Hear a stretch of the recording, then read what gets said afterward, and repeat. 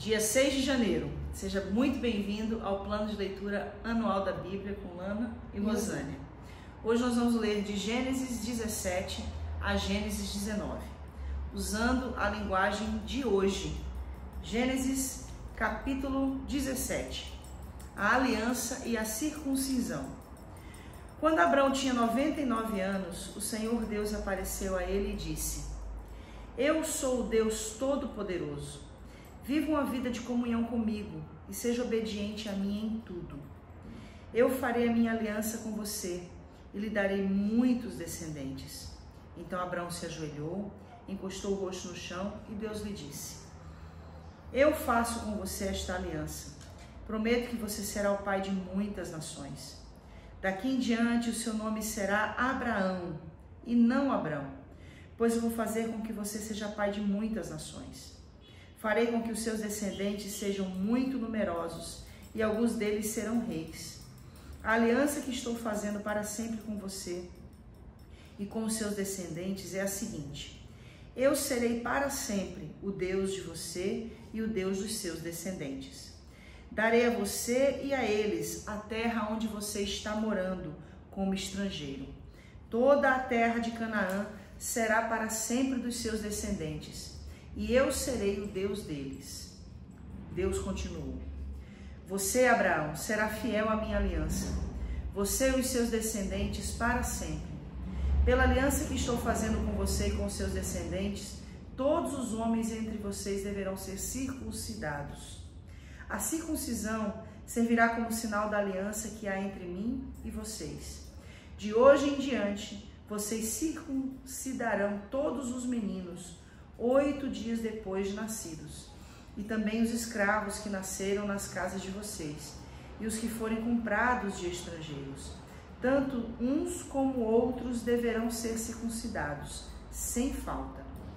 Esse será um sinal que vai ficar no seu corpo, para mostrar que a minha aliança com vocês é para sempre.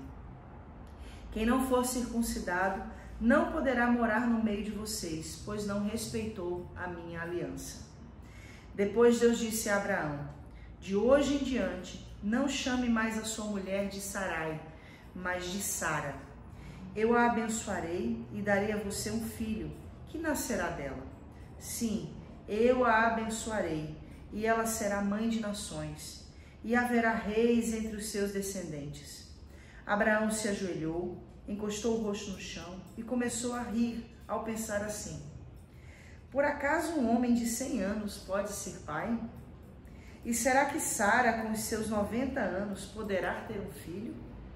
Então Abraão disse a Deus o seguinte: Quem dera que Ismael vivesse abençoado por ti. Mas Deus respondeu: O que eu disse foi que Sara, a sua mulher, lhe dará um filho, e você o chamará de Isaque. Eu manterei a minha aliança com ele e com os seus descendentes para sempre. Também ouvi o seu pedido a respeito de Ismael, e eu o abençoarei. Lhe darei muitos filhos e muitos descendentes. Ele será pai de 12 príncipes, e eu farei com que os descendentes dele sejam uma grande nação. Mas a minha aliança eu manterei com Isaque, o seu filho, que Sara dará à luz nesta mesma época, no ano que vem. Quando acabou de falar com Abraão, Deus subiu e o deixou. Naquele mesmo dia, Abraão fez como Deus havia mandado. Ele circuncidou o seu filho Ismael e todos os outros homens da sua casa, incluindo os escravos nascidos na sua casa e os que tinham sido comprados de estrangeiros. Abraão tinha 99 anos quando foi circuncidado. O seu filho Ismael tinha 13. Os dois foram circuncidados no mesmo dia. E foram circuncidados também todos os escravos de Abraão, tanto os nascidos na sua casa, como os que tinham sido comprados de estrangeiros. Gênesis 18. Deus promete um filho a Abraão. O Senhor Deus apareceu a Abraão no bosque sagrado de Mene. Era a hora mais quente do dia, e Abraão estava sentado na entrada de sua barraca. Ele olhou para cima e viu 3 homens de pé na sua frente. Quando os viu, correu ao encontro deles, ajoelhou-se, encostou o rosto no chão e disse: Senhores, se eu mereço a sua atenção, não passem pela minha humilde casa sem me fazerem uma visita. Vou mandar trazer água para lavarem os pés, e depois os senhores descansarão aqui debaixo da árvore. Também vou trazer um pouco de comida, e assim terão forças para continuar a viagem. Os senhores me honraram com a sua visita, portanto, deixem que eu os sirva. Eles responderam: está bem, nós aceitamos. Abraão correu para dentro da barraca e disse a Sara: depressa, pega os 10 quilos de farinha e faça pão. Em seguida, ele correu até onde estava o gado, escolheu um bom bezerro novo e o entregou a um dos empregados, que o preparou para ser comido. Abraão pegou coalhada, leite e a carne preparada e pôs tudo diante dos visitantes. Ali, debaixo da árvore, ele mesmo serviu a comida e ficou olhando. Então eles perguntaram: onde está Sara, a sua mulher? Está na barraca, respondeu Abraão. Um deles disse: no ano que vem eu virei visitá-los outra vez. E nessa época Sara, a sua mulher, terá um filho. Sara estava atrás dele, na entrada da barraca, escutando a conversa. Abraão e Sara eram muito velhos, e Sara já havia passado da idade de ter filhos. Por isso riu por dentro e pensou assim: como poderei ter prazer sexual agora que eu e o meu senhor estamos velhos? Então o Senhor perguntou a Abraão: por que Sara riu? Por que disse que está velha demais para ter um filho? Será que para o Senhor há alguma coisa impossível?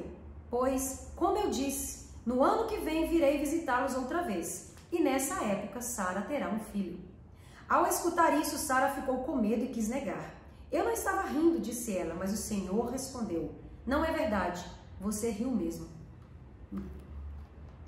Abraão pede em favor de Sodoma. Depois os visitantes se levantaram e foram para um lugar de onde podiam ver a cidade de Sodoma.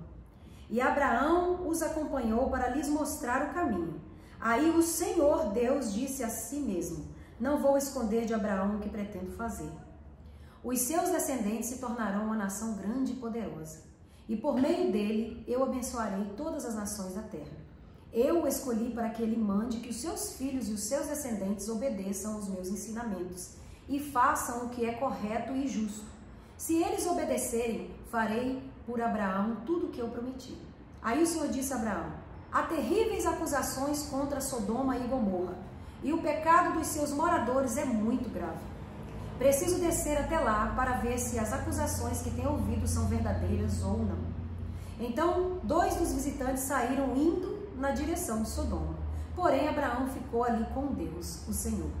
Abraão chegou um pouco mais perto e perguntou: será que vais destruir os bons junto com os maus? Talvez haja 50 pessoas direitas na cidade. Nesse caso, vais destruir a cidade? Será que não perdoarias por amor aos 50 bons? Não é possível que mate os bons junto com os maus, como se todos tivessem cometido o mesmo pecado. Não faça isso. Tu és juiz do mundo inteiro e por isso agirás com justiça. O Senhor Deus respondeu: se eu achar 50 pessoas direitas em Sodoma, perdoarei a cidade inteira por causa deles. Abraão voltou a dizer: perdoa o meu atrevimento de continuar falando contigo, pois tu és o Senhor e eu sou um simples mortal. Pode acontecer que haja apenas 45 pessoas direitas. Destruirás a cidade por causa dessa diferença de 5? Deus respondeu: se eu achar 45, não destruirei a cidade. Abraão continuou: e se houver somente 40 bons? Por amor a esses 40, não destruirei a cidade. Deus respondeu. Abraão disse: não fique zangado comigo, Senhor, por eu continuar a falar. E se houver só 30? Deus respondeu: se houver 30, eu perdoarei a cidade. Abraão tornou a insistir: estou sendo atrevido, mas me perdoa, Senhor. E se houver somente 20? Por amor a esses 20, não destruirei a cidade. Deus respondeu. Finalmente, Abraão disse: não fique zangado, Senhor, pois esta é a última vez que eu vou falar. E se houver somente 10? Por causa desses 10, não destruirei a cidade. Deus respondeu. Quando o Senhor Deus acabou de falar com Abraão, ele foi embora e Abraão voltou para casa. Gênesis capítulo 19. Sodoma, cidade de pecado. Estava anoitecendo quando os 2 anjos chegaram a Sodoma. Ló estava sentado perto do portão de entrada da cidade. Quando os viu os anjos, levantou-se e foi recebê-los. Ajoelhou-se, encostou o rosto no chão e disse: Senhores, eu estou aqui para servi-los, por favor, aceitem o meu convite e venham se hospedar na minha casa. Os senhores podem lavar os pés e passar a noite ali.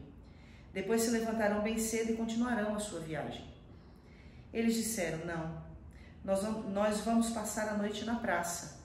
Mas Ló insistiu tanto que eles aceitaram e foram com ele para a sua casa.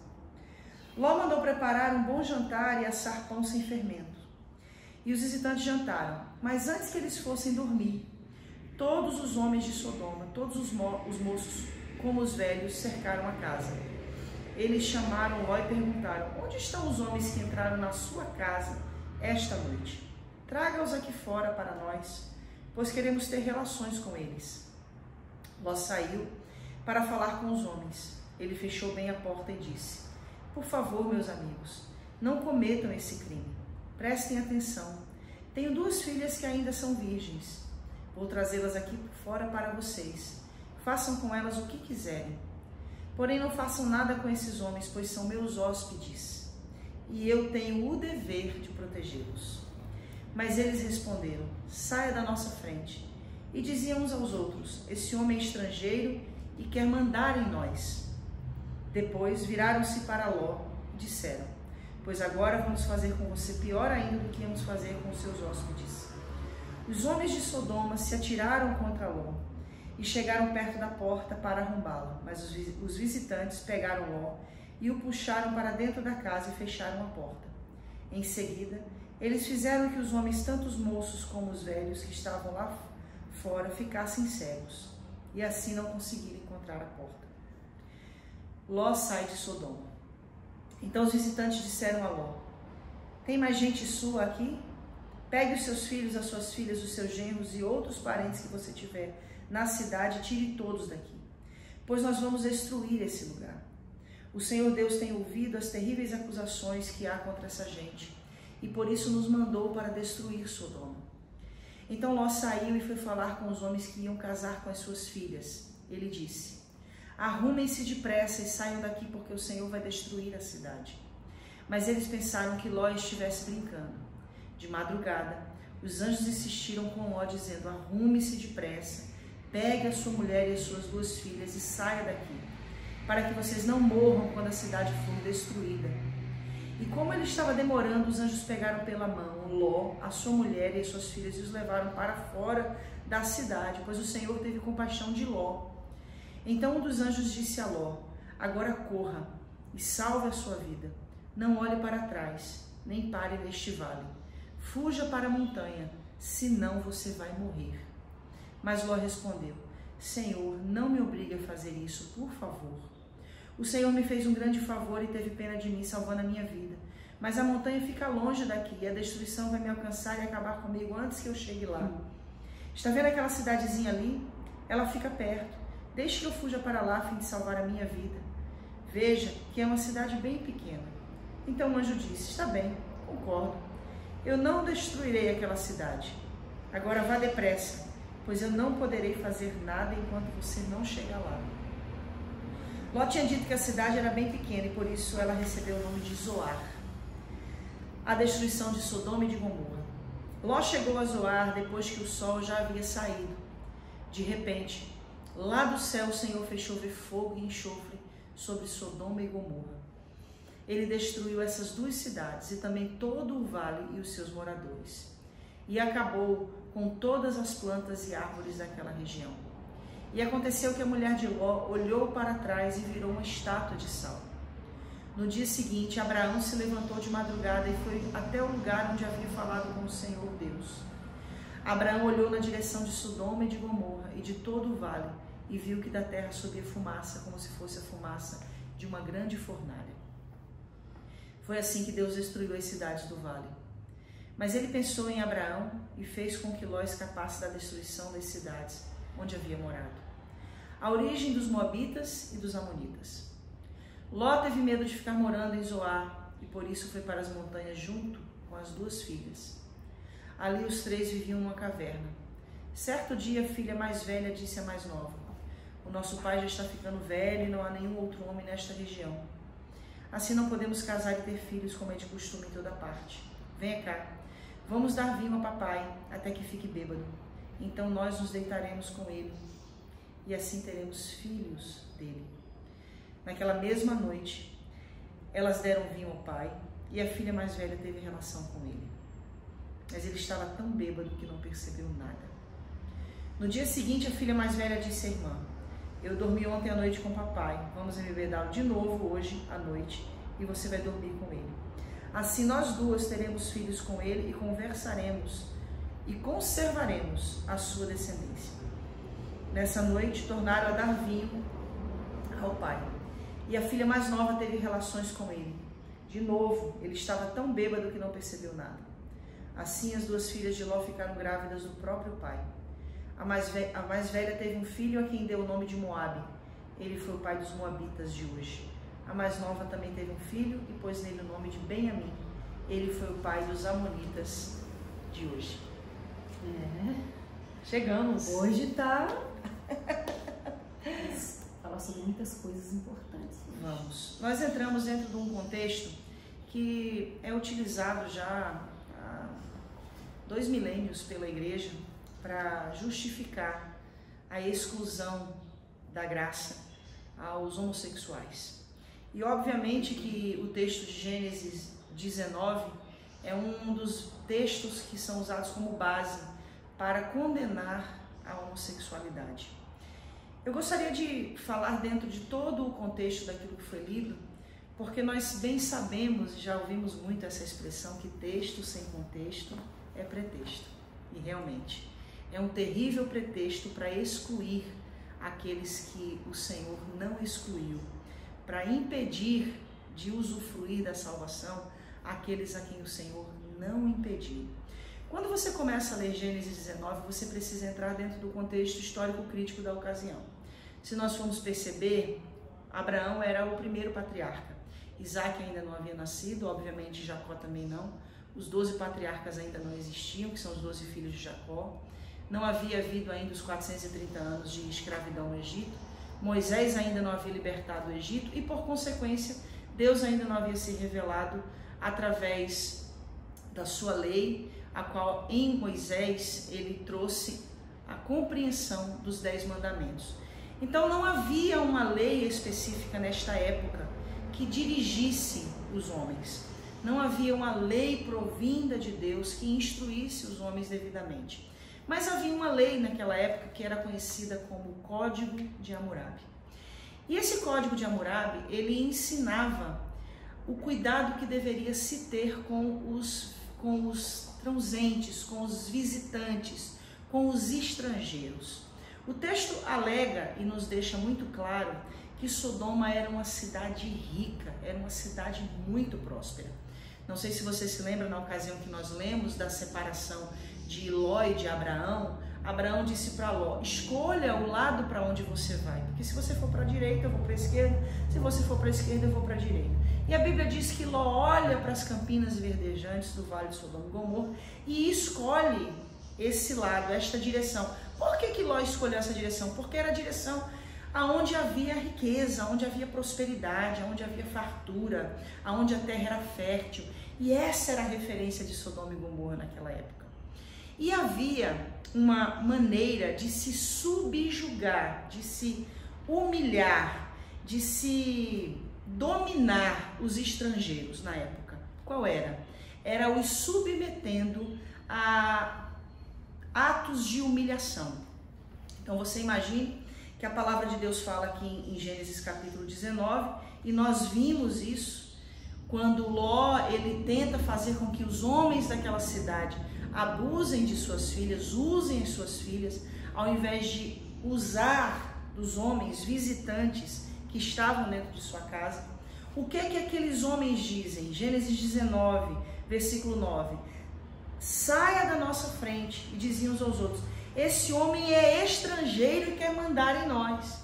Então o povo de Sodoma e Gomorra, todos os estrangeiros que vinham até eles os subjugavam, os humilhavam, através de atos como este. Imagine você pegar um homem e humilhá-lo a uma condição de abuso sexual. A mesma coisa aconteceria, obviamente, com a mulher. Tomar uma mulher e abusar dela sexualmente. É um terrível ato de humilhação. Então, o que aqueles homens estavam fazendo não institui uma conjecturação em nós afirmarmos que eles fizeram aquilo porque eles eram homossexuais. Não. Eles eram bárbaros. Eles estavam querendo dominar o território, mostrar poder, deixar claro que as riquezas, a prosperidade que eles haviam conquistado, que nenhum outro estrangeiro iria tomar o que era deles. Nós estamos falando de um contexto histórico crítico, aonde o mais forte prevalecia, aonde o mais rico sobressaía, aonde o mais poderoso conquistava. E era essa maneira como os habitantes de Sodoma e Gomorra agiam com os estrangeiros. Então, quando Deus fala com Abraão e diz: olha, eu vou destruir a cidade, o Senhor fala com Ezequiel acerca de Jerusalém. E ele diz: olha, eu estou procurando um homem que se coloque na brecha por esta cidade para que eu não venha destruí-la. E Deus destruiu Jerusalém. Será que Deus destruiu Jerusalém porque tinha homossexuais em Jerusalém? Será que Deus destruiu Samaria porque tinha homossexuais em Samaria? Não. Deus destruiu Sodoma e Gomorra porque não havia justos nela. Deus destruiu Sodoma e Gomorra porque não havia homens e mulheres que temessem a Ele, que temessem o código de honra, do respeito e do amor ao próximo. E é exatamente o que o texto sagrado nos diz. A gente sabe, porque já está inculcado na nossa mente, a gente ouviu isso desde a nossa meninice, que os nossos pais, os nossos avós, que os sodomitas não herdarão o reino dos céus. Inclusive, é muito importante a gente entender que 1000 anos depois de Cristo, um homem chamado São Tomás de Aquino, ele definiu que a expressão sodomita era uma expressão que deveria ser associada a relações entre pessoas do mesmo sexo, seja homem com homem, seja mulher com mulher, porque São Tomás de Aquino disse que esse nível de imoralidade ao qual a palavra em Gênesis 19 se referencia, é um nível de moralidade exclusivo de pessoas com esse tipo de comportamento. Lamento, mas São Tomás de Aquino estava enganado. A imoralidade não é um comportamento inerente somente na vida daquele que é homossexual, na vida daquele que é transgênero, na vida daquele que é binário, na vida daquele que é uma drag queen, enfim, dependente da ideologia de gênero.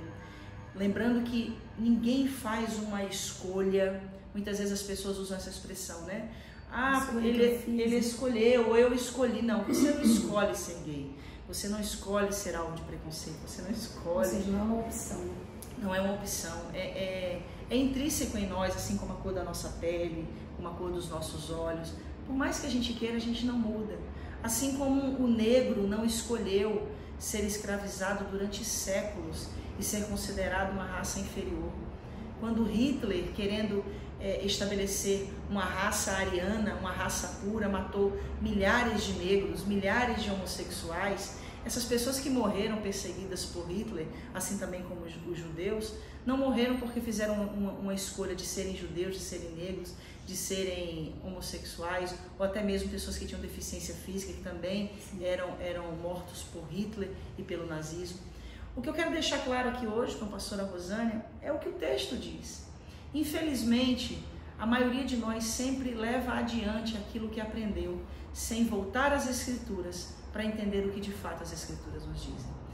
Será que a gente pode olhar um pouquinho adiante para Gênesis 19 e enxergar um ato ainda muito mais vil, que é o ato de Ló e as suas filhas? Eu estou falando de um homem que em Hebreus está na categoria de heróis da fé. Ló, aquele que deitou-se com as suas filhas e que deu filhos a elas. mesmo que tenha sido embriagado, mesmo que tenha sido sem a consciência plena, mas houve uma pronta permissividade. Deus disse a Ló que queria que ele fosse para um determinado lugar, mas Ló quis ir para Zoar e ficou zoado, pelo jeito.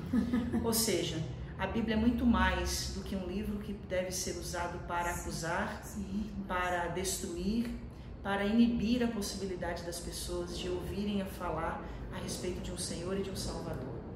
Sodoma e Gomorra não foi destruída por causa dos homossexuais, assim como Jerusalém não foi destruída por causa dos homossexuais. Sodoma e Gomorra, Jerusalém, Samaria foram destruídas porque nelas Deus não encontrou justos.